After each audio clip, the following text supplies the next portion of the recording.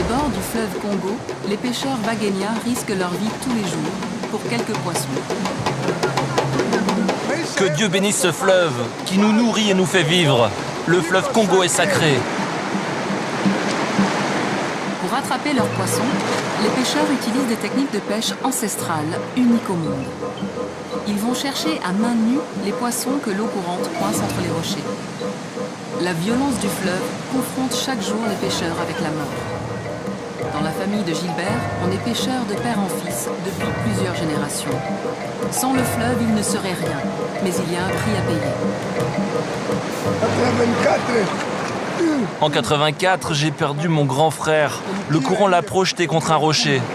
Il s'appelait Kajoli. Mon petit frère, qui s'appelait Puma, est mort de la même façon. Des pêcheurs ont plongé pour le secourir, mais c'était trop tard. Les corps de mes frères n'ont jamais été retrouvés. Ils ont été emportés par le fleuve. C'est ça la souffrance de la pêche. Mais nous, on n'arrêtera pas de pêcher. C'est notre vie. Pour éviter de plonger dans les rapides trop souvent, les pêcheurs ont fabriqué des nasses en bois. Le courant d'eau est très puissant. Dès que le poisson entre dans le piège, il meurt immédiatement. À la fin de la journée, ils se partagent les poissons pris au piège.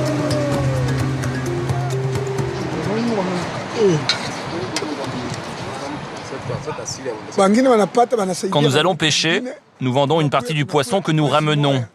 Et le reste, c'est pour nourrir la famille. L'argent de la vente, c'est pour nos femmes et nos enfants, pour qu'ils puissent payer l'école. Et pour rendre hommage à ce fleuve qui les nourrit, les Waguénia enseignent le kabobo à leurs enfants. Un sport de force pour leur apprendre à mieux combattre le fleuve. Kabobo lui donnera de la force. Il pourra s'en sortir face au courant d'eau. Sans cette force, tu ne pourras rien. Voilà pourquoi nous enseignons la lutte Kabobo à nos enfants.